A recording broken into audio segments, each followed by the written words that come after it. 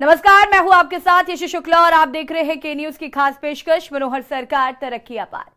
हरियाणा के पंचकुला में राज्य स्तरीय अंतर्राष्ट्रीय भ्रष्टाचार विरोधी दिवस कार्यक्रम आयोजित किया गया, जिसमें सीएम मनोहर लाल ने बतौर मुख्य अतिथि शिरकत की। आपको बता दें कि इस मौके पर भ्रष्टाचार के खिलाफ सीएम मनोहर लाल के सख्त तेवर दिखे। उन्होंने भ्रष्ट कर्मचारियों का नाम उजागर करने का तरीका बताया।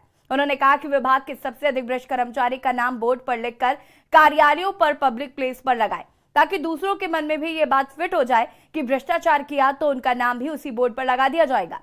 सीएम मनोहर लाल ने कहा कि ईमानदारी हमारे जीवन का हिस्सा बने। उन्होंने भ्रष्टाचार के खिलाफ सरकार के प्रयासों की सिलसिलेवार चर्चा की और दंड, लोकलाज, जन जागरण के भ्रष्टाचार रोकने का प्रयास का तरीका भी बताया।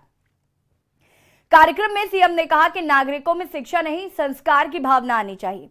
हमारी लड़ाई भ्रष्टाचारियों से नहीं, भ्रष्टाचार के मानस, मंशा और मौकों से है। कहा कि मैं भ्रष्टाचार को व्यवस्था और व्यवहार दोनों से खत्म करना चाहता हूं। नियम से गलत होने पर माफ किया जा सकता है, नियत से गलत होने पर नहीं। पेश है हमारी खास रिपोर्ट। मंत्री मनोहर लाल के भ्रष्टाचार के खिलाफ दिखे सख्त तेवर। कहा ईमानदारी हमारे जीवन का हिस्सा बने। भ्रष्टाचार के खिलाफ की सरकार के प्रयासों की सिलसिलेवार चर्चा। दंड, लोकलाज, जन जागरण किसी भी तरीके से रोकने के लगातार प्रयास। शिक्षा नहीं, संस्कार की भावना आनी चाहिए। हमारी लड़ाई भ्रष्टाचारियों से नहीं, भ्रष्टाचार के मानस, मंशा और मौकों से।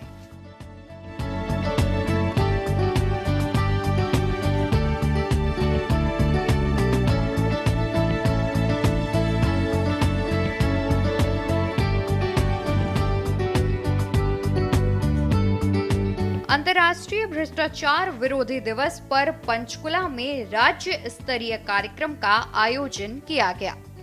इस कार्यक्रम में मुख्यमंत्री मनोहर लाल ने बतौर मुख्य अतिथि शिरकत की।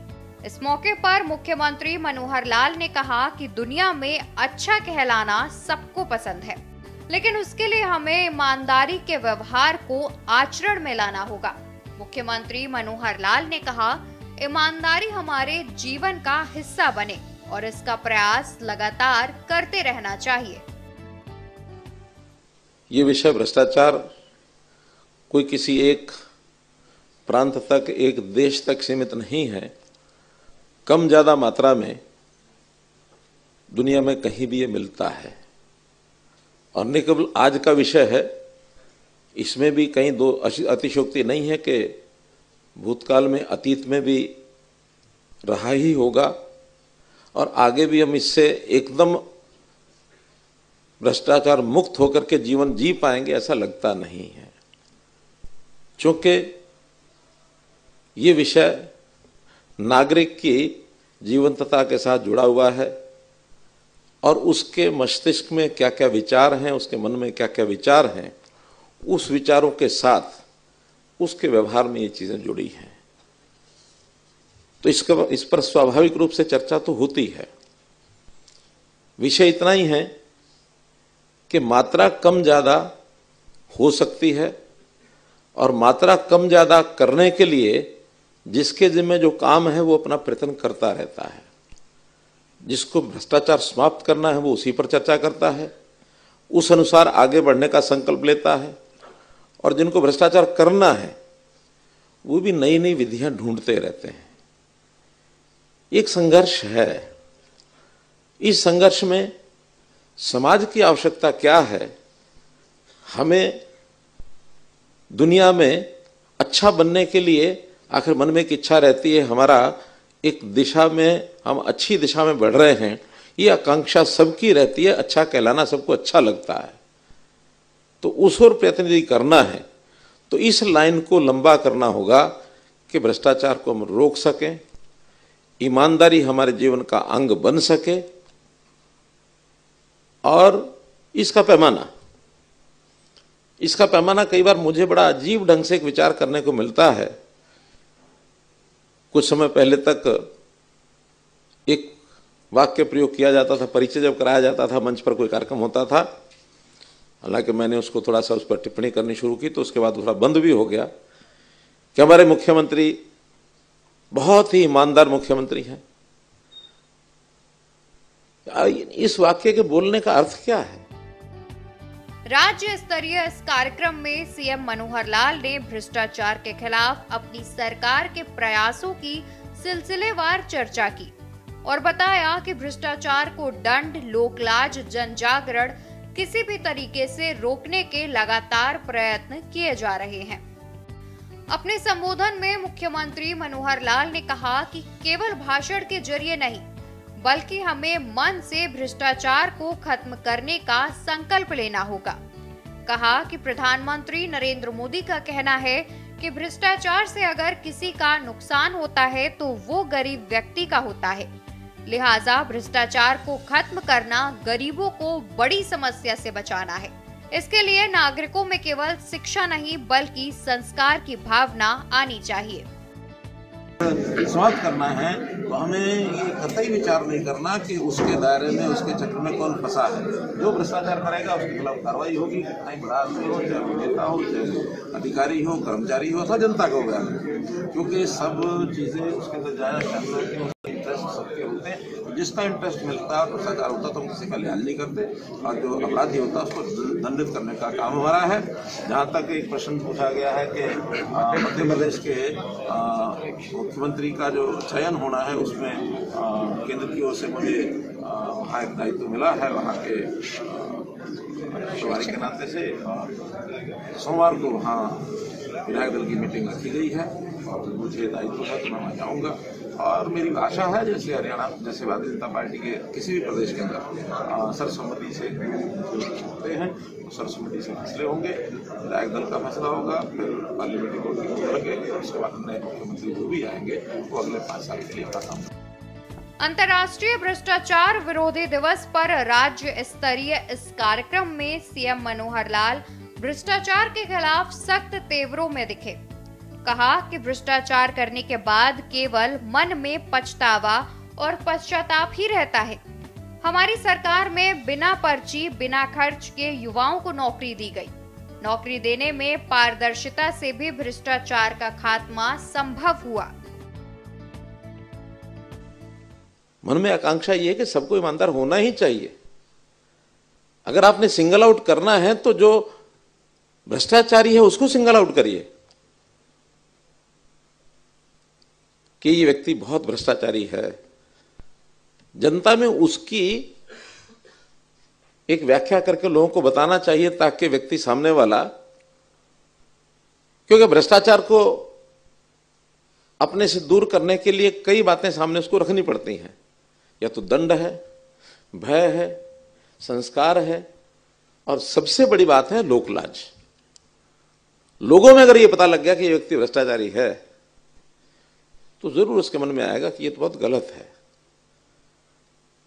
और लोगों में हो ना हो, आपके बहुत निकट है और उससे आप इस चीज को छुपा के रखते हैं, और उसको जब पता लग गया,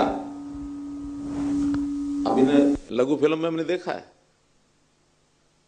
पत्नी को पता लग गया कि पति भ्रष्टाचारी है, मिनट में यू टर्न हो गया। तो यू टर्न कराने के लिए कई चीजों का काम को करना पड़ेगा, जनजागरण करना पड़ेगा, संस्कार देने पड़ेंगे।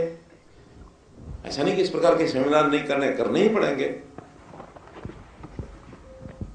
डर बैठाना पड़ेगा, और फिर लोक लाज से व्यक्ति डरते हैं, लोक लाज के नाते प्रचारित करना है तो जो सिंगल आउट उनको करो जो भ्रष्टाचार करते हैं। अगर हम जैसे एक पुराने समय में होता था, आजकल बंद है, थानों के अंदर एक सूची लगती थी 10 नंबरी, 10 नंबरी में मेरा नाम ना आ जाए इससे लोगों को डर लगना लगता था। आप कितने ही ईमानदार व्यक्तियों का बोर्ड लगा दो, ये सब ईमानदार लोगों की सूची है, बल्कि इससे नुकसान और हो जाएगा। बाकी कहेंगे ठीक है, अगर वही ईमानदार है तो फिर हमारे बारे में तो कुछ भी हम कर ले, हमें तो छूट हो गई। तो हमें इस प्रकार के सेमिनार्स में भी विषय रखना चाहिए कि अगर तुलना ही करनी है तो दुनिया में कौन सा देश भ्रष्टाचारी है, कहां नैतिकता ज्यादा है, ताकि उसकी तुलना करके और हम नैतिकता की तरफ आगे बढ़ सकते हैं। हमने अभी सम्मानित किया 15 लोगों को। किस बात के लिए किया? कि इन्होंने भ्रष्टाचार को पकड़ा है, बड़े नैतिकता की अपनी जिम्मेदारी इन्होंने निभाई है, बड़े अच्छे लोग हैं, सम्मानित कर रहे हैं, कोई दिक्कत नहीं है, अच्छा है, करना ही चाहिए। लेकिन ये पाठ सारे सिस्टम को पढ़ाना पड़ेगा। सीएम मनोहर लाल ने कहा कि हमारी लड़ाई केवल भ्रष्टाचारियों से ही नहीं, बल्कि भ्रष्टाचार के मानस, मंशा और मौकों से भी है। मैं भ्रष्टाचार को व्यवस्था और व्यवहार दोनों से खत्म करना चाहता हूँ। नियम से गलत होने पर माफ किया जा सकता है, नियत से गलत होने पर नहीं। किसी के मन में मैं जरा धन ज्यादा इकट्ठा कर लूं तो मेरा प्रभाव बढ़ जाएगा, प्रभाव बढ़ाने के लिए करता है। और एक समय ऐसा आता है, कर तो बैठता है, बाद में क्योंकि मेरी जितनी तनख्वाह है, सैलरी है, उसका उपयोग तो मैं खुल के कर सकता हूं, लेकिन जो पैसा अनाप शनाप कमाया है वो उपयोग से भी ज्यादा भोगने के लिए भोग में सकता नहीं हूं, क्योंकि भोगूंगा तो लोगों की नजर में आ जाएगा। और आज तो नजरें बहुत तीखी हो गई हैं, कहीं सीबीआई की हैं, कहीं सीआईडी के हैं, कहीं फ्लाइंग स्क्वाड की हैं, कहीं ईडी की हैं, कहीं इनकम टैक्स की हैं, कहीं किसी की हैं। उन नजरों में बहुत लोग फंसी रहे हैं।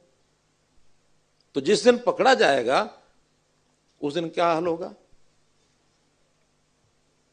फिर उस दिन लोक लाज भी नहीं बचेगी, परिवार में भी लाज नहीं बचेगी।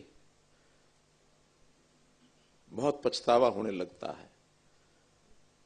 और मान लो कोई सोचे कि ठीक है मैं इकट्ठा कर लूं, जब तक रिटायर नहीं होता तब तक मैं खर्च नहीं करूंगा, तभी तक तो डर है।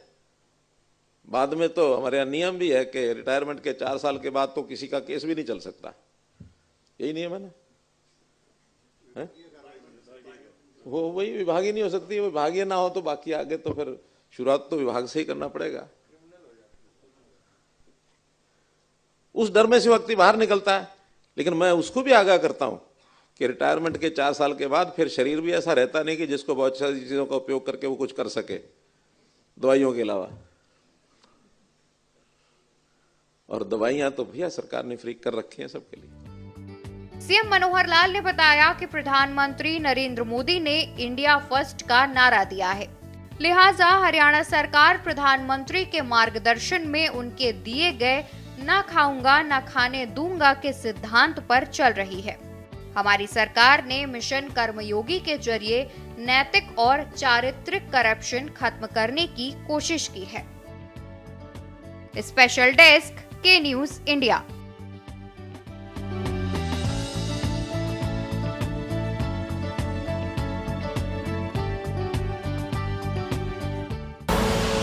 आप देख रहे हैं के न्यूज, खबरों का सारथी।